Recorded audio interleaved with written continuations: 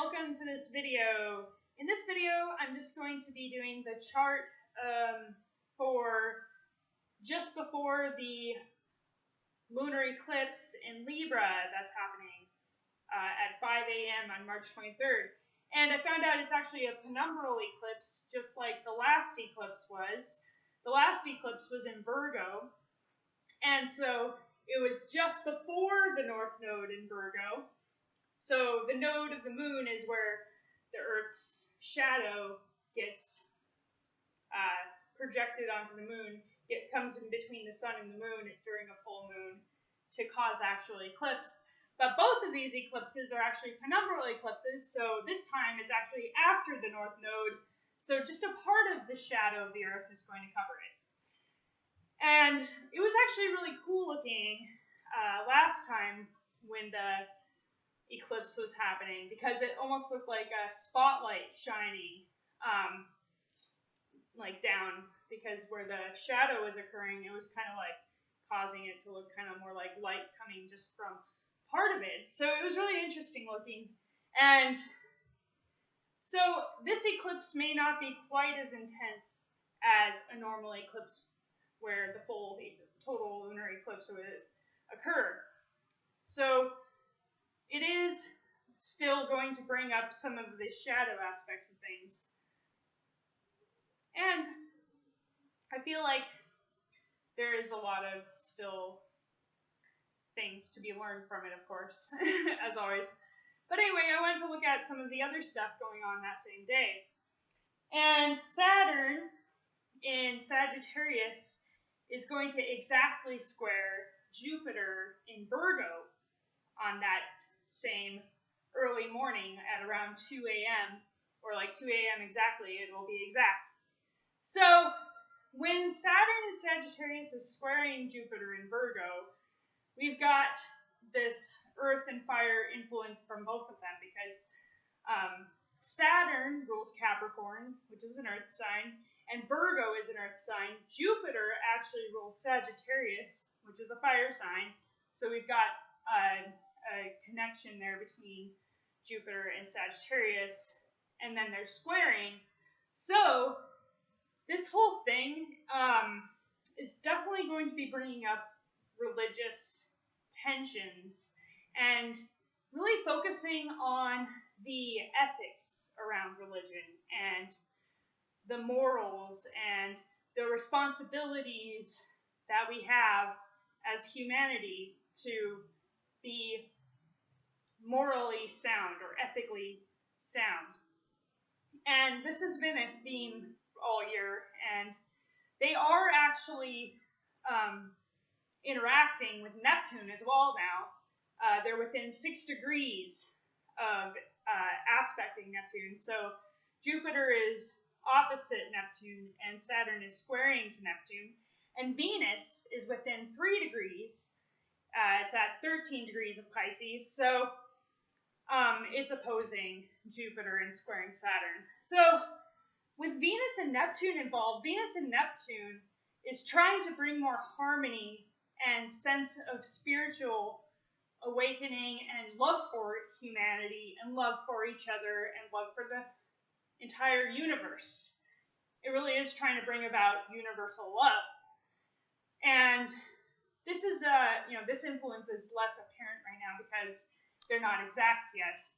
They're not quite at that 16-degree mark where Jupiter and Saturn are. So right now, there's a lot of perfectionism, like I was talking about in my last video about the lunar eclipse being brought up, because Virgo is very much a perfectionist, focused on the details, and really wants to keep things in check from a moral perspective. Saturn is very focused on our responsibilities and the responsibility to be authentic and true to yourself and to do the things that are hard in order to keep that authenticity and maturity. Like it puts pressure on you to be true to yourself. And with it being in Sagittarius, the truth is emphasized there, because Sagittarius is just trying to find truth. That's what Sagittarius is about.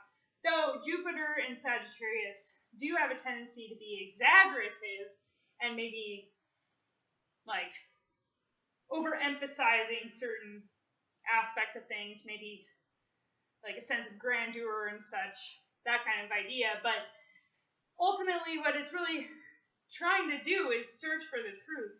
And it does that by, traveling, learning, exploring, and expanding its horizons.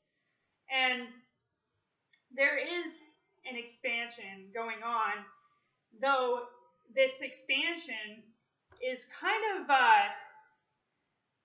it's trying to be in a more grounded state.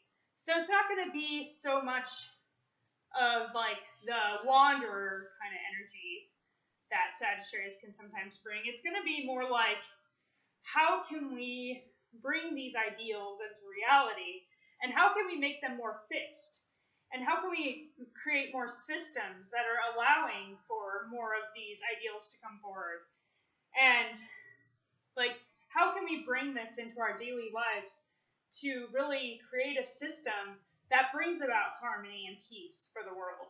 That's the real questions that it brings. And there's definitely, there is tensions though too, being a square and a T-square going on, about the systems that are already here, the systems that are no longer working.